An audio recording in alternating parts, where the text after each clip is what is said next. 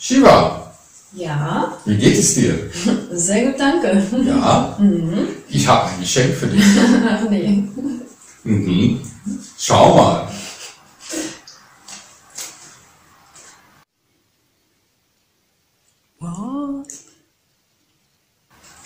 Langsam sprechen, Shiva. Hallo, ich bin Shiva und hier ist... Jonathan. Willkommen bei den Matrixern! Ja.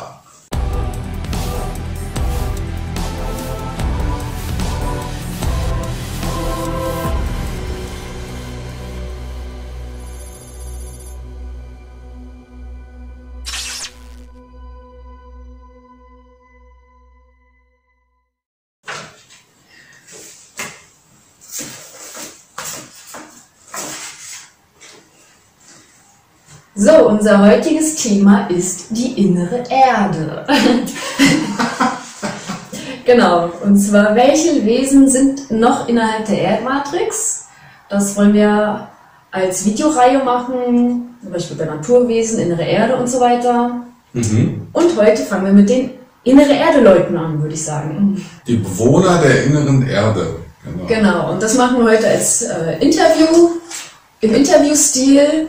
Denn ich habe damit noch nicht so viel zu tun gehabt, hat mich bisher nicht sonderlich interessiert, aber Jonathan ist da schon ganz gut dabei. Deswegen habe ich hier meinen schlauen Zettel und stelle ihm einige Fragen. Ja, ich bin gespannt, Shiva. Gut. So, Oh, das sieht lang aus. das sieht sehr lang aus. Es sind um die 6 Seiten. Viel Spaß, Leute. Haha. Naja, vielleicht teilen wir es ja lieber in 2 Videos, damit ihr nicht so lange gucken müsst. Genau, also, fangen wir mal an mit der inneren Erde, Jonathan. Ja. Und zwar kennen ja viele den Mount Shasta im Zusammenhang mit der Stadt Telos und dem Untersberg und Berchtesgaden. Und ja, die Hohlwelt wird Agartha genannt und die Hauptstadt Shambhala. Was kannst du uns denn dazu erzählen? Zum Beispiel über die mysteriösen Berge und die Eingänge in die innere Erde oder die innere Erde beherbergen sollen und über die ganzen Energiefelder, die dort sind. Und, ja. Ja, also die innere Erde soll im Inneren der Erde existieren. Nein, mach keinen Scheiß. Ja. Wow. Und zwar geht man davon aus, dass die Erde eigentlich hohl ist. Und im Inneren der Erde existieren ebenfalls Kontinente, ein Meer, eine Art Sonne und auch viele, viele Bewohner der inneren Erde. Es wird davon ausgegangen, dass jeder Planet hohl ist. Genau. Das heißt, durch die Milliarden Jahre, die sich die Erde immer wieder gedreht hat, man hat auch Experimente gemacht, hat man bemerkt, dass sich die Masse Genau, am Rand der Kugel bildet und eben einen Hohlraum erzeugt. ja, klar. Ja.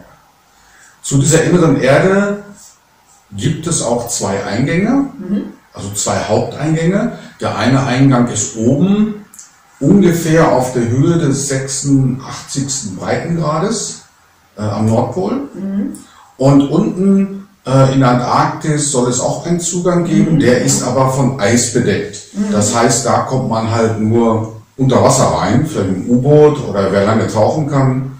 Ja, da wird nicht kalt vermutlich. Und es gibt da schon viele Geschichten drüber, über die innere Erde. Aber ich muss dazu sagen, auch Nazis haben sich halt mit dem Thema auseinandergesetzt. Eben deshalb, weil Hitler eben auch von diesem Mythos gehört hat und hat dann natürlich ein paar Offiziere losgeschickt, um diesen Mythos oder diese Legende mal zu untersuchen. Ich habe mal gehört, wenn man zum Südpol fährt mit einem Schiff, würde man irgendwann auf eine Energiewand stoßen und dahinter befände man sich dann zum Eingang der inneren Erde. Kannst du dazu was sagen oder weißt du davon was? Also das glaube ich so nicht, weil ja der Eingang ist ja eher horizontal als vertikal. Das heißt also beispielsweise am Nordpol soll die Öffnung ungefähr 200 Kilometer Durchmesser haben. Ach. Ja, da kann man also locker mit einem großen Schiff rein. Und das Schiff fährt also am Nordpol entlang und dann senkt sich das Wasser ab und dann schwimmt das Schiff wirklich in das Loch hinein und dreht sich und befindet sich dann eben auf dem Kopf, nur im Inneren der Erde. Von Ramte habe ich mal gehört, dass es am Nordpol dann beim Eingang um die innere Erde gar nicht mehr eisig kalt und so sein soll, sondern eigentlich tropisch warm. Stimmt das? Ja, das stimmt. Also bestimmte Forscher haben auch festgestellt, dass die Pinguine immer nordwärts ziehen. Trotz der Kälte. Immer nordwärts, nordwärts.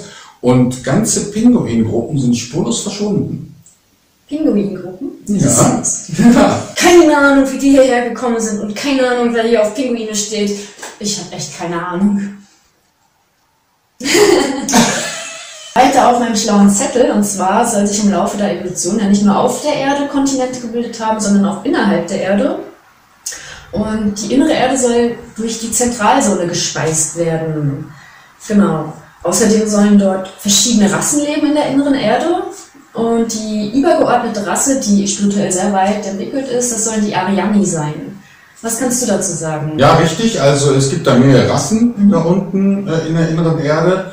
Und wie du schon sagst, die am weitesten entwickelten auf spiritueller Ebene und auch technologisch sind die Ariani. Die haben auch UFOs. Also was heißt UFOs? Die haben also auch Raumschiffe. Genau, habe ich gehört. Die sind dann am Mount Shasta oder so, kommen die dann alle raus und so. Und wenn da mal ein Mutterschiff rauskommt, dann soll da sich eine riesige Wolke über dem Mount Shasta bilden und dann, ja, damit das UFO getarnt wird, oder? Ja, richtig, richtig. Und die Ariani sind eben schon sehr weit, geistig und auch technologisch und sind sozusagen, ja, wie soll ich sagen, die verwalten dann auch so die ganzen Politik und das Gefüge im Inneren der Erde. Aber es gibt in der inneren Erde natürlich auch noch Rassen, die etwas weiter zurückgeblieben sind, oder nicht zurückgeblieben, sondern eher natürlicher, naturverbundener geblieben sind. Die wollen mit Technik nichts zu tun haben. Die leben halt so wie auf dem Land, sehr einfach. Ich bin ja mal da gewesen, auf einer Astralreise. Und da habe ich dann die kennengelernt, die mehr auf dem Land leben. Und da kommt man sich wirklich so vor wie bei den Hobbits. Ne? Also die leben ungefähr wirklich so wie bei den Hobbits. Ja. Okay. Ja, sehr genussorientiert, sehr lustig, sehr kommunikativ. Ich glaube, ich bin ein Hobbit. Ja, also ist schon sehr witzig. Ja. Okay. Genau, dann kommen wir zu der Schwerkraft. Wie läuft das denn da mit der Schwerkraft im Inneren der Erde? Stehen die da auf dem Kopf oder wie läuft das? Fliegen sie alle? Naja, also man kann sich vorstellen, wir sind auf der Oberfläche und die in der inneren Erde laufen auch auf der Oberfläche, aber auf dem Kopf. Und da gibt es zwei Theorien zu. Die eine Theorie besagt, dass in der Mitte, am Rand der Erde, eine Art Gravitationsring besteht. Irgendeine Kraft, die eben für die Gravitation zuständig ist. Okay. Und dann darum hängen die unten mit ihren Beinen und die Menschen oben. Okay. Ja. Die zweite Theorie ist eben, dass die Gravitation ganz einfach durch die Rotation automatisch entsteht. Ja. Und durch die Rotation ist es eben möglich, dass man am Boden stehen bleiben kann. Okay, ja, spannend. Ja, dann kommen wir jetzt zu den ganzen Nazi-Geschichten, die du schon angesprochen hast. Und zwar soll es Zeugenberichte geben über die inneren Erde. Und da gibt es ja diesen Bird, wie er heißt, der mit dem Flugzeug ja in die Polöffnung geflogen ist, und den Jansen mit seinen Schiffsfahrten da, die Nazis mit den U-Booten. Was kannst du uns denn dazu berichten, zu den ganzen Geschichten um die innere Erde und den Fahrten, Flügen und... Ja, also Richard Byrd war halt ein Pilot, der mit seinem Flugzeug eben in die Arktis geflogen ist, und dort hat er plötzlich gemerkt, dass es mit der Zeit immer tropischer wurde, beziehungsweise immer wärmer wurde. Und plötzlich hat er dann auch Vegetation gesehen, Wälder gesehen, Wiesen und dergleichen, und war total überrascht, weil das ist eigentlich unlogisch. Das kennen wir ja auch, je mehr man Richtung Norden fliegt, desto kälter wird es, desto eisiger wird es. Und er sagte, ab einer bestimmten Grenze wird es dann richtig grün und warm. Ja. Also ungefähr um die 20 Grad Celsius hat er da festgestellt und ist dann durch dieses Land geflogen und plötzlich seien 2 Flugobjekte neben ihm aufgetaucht. Und diese Flugobjekte waren Flugscheiben, also UFO-mäßig, Untertassen. Und die haben halt über Funk mit ihm gesprochen. Das heißt, die waren also in der Lage, wirklich den menschlichen Funk zu nutzen und haben ihn eben eingeladen, in die innere Erde zu kommen. Oh, okay. Ja. Und dort haben sie ihm dann mitgeteilt, dass er eine Botschaft den Regierungen auf der Oberfläche überbringen soll. Und zwar, dass die aufhören sollen, Atomwaffen einzusetzen. Ja. Und das war also nach Nagasaki und Hiroshima mit dem Atombombenkrieg. Und die sagten dann, sobald auf der Oberfläche nochmal Atombomben angewendet werden würden, im Krieg würden die sich einmischen. Oh, okay. Ja. Und ja, der Jansen, da ist, glaube ich, Vater und Sohn, die eben durchs Schiff mehr oder weniger aus Versehen in diese Öffnung gekommen sind und dann die innere Erde entdeckt haben und haben dann da eine Weile gelebt. Oh, okay, spannend. Ja. Sollten wir auch mal machen. Ja, und die Nazis, klar, die haben das auch versucht zu erforschen. Die versuchten über den Südpol mit dem U-Boot in das Loch zu kommen. Haben es wahrscheinlich auch geschafft, ich weiß es nicht. Da gibt es eben widersprüchliche Informationen in der Geschichte. Meinst du, wurden sofort wieder rausgeschmissen? Ja, das kann ich mir sehr gut vorstellen, dass sie sofort wieder rausgeschmissen worden sind. Aber wie gesagt, die innere Erde oder auch die sogenannte Hohlerde ist kein Produkt der Nazis oder keine Erfindung, denn die Legende existiert schon seit zigtausenden von Jahren, da gab es noch keine Nazis. Genau. Angeblich existieren ja viele geheime Zugänge wie Tunnelgänge in Tibet und in Brasilien, Peru, Ägypten, in den Schweizer Alpen, Elsass, Afghanistan und Schwarzwald. Die größte Öffnung soll etwa 2000 Meter groß sein, Kilometer sogar groß und im Durchmesser und befindet sich am nördlichen Pol zwischen dem 82. und 83. Breitengrad. Also ich meine 200 Kilometer, aber 2000 Kilometer ist schon ziemlich heftig. Ja. Ja. Vielleicht senkt sich ja das Wasser schon dann ganz am Anfang, dass das so mit einberechnet wird, man weiß es nicht. Und ab dem 86. Breitengrad soll schon die Zentralsonne sichtbar sein, die innere Sonne, so dass man die sogar... Nee. Aber auch auf Google Earth ist das, auf Google Earth soll das nichts zu sehen oder zu finden sein oder zu erkennen. Und die Satellitenbilder der NASA und der US-Regierung haben irgendwie dort ein Sperrgebiet errichtet. Was hast du da Informationen dazu, zu dem ganzen Thema? Ja, das Interessante ist, dass eben wirklich der 86. Breitengrad vom Militär gesperrt sein soll. Also ich war noch nicht da, um das nachzuprüfen, aber es gibt einige Berichte darüber, dass dem so sein soll. Die Schiffe werden zum Beispiel umgeleitet und Flugzeuge auch teilweise. Die dürfen halt nicht da auch den Luftraum überfliegen. Interessant, ja. Ja. Und die meisten gehen ja davon aus, dass das alles auf dem 90. Breitengrad liegt, aber der ist frei, da kann man meistens rüber. Ja. Und was hast du dazu zu erklären? Also wie kann man das erklären, dass man das über Google Earth zum Beispiel nicht sieht oder auf NASA-Bildern? Ja, das ist ja so, die einzigen, die wirklich Satellitenbilder liefern, ist ja nun mal die NASA.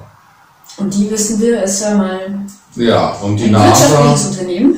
Ja, ist ja wirtschaftlich interessiert und hat natürlich Sponsoren, die darüber bestimmen, was auch veröffentlicht werden darf und was nicht. Eigentlich wird auch stark vermutet, dass die NASA ein Privatunternehmen ist, das aber nur so tut, als wäre es eins und in Wirklichkeit ein militärisches Unternehmen ist. Das heißt, die NASA wird also vom Militär kontrolliert.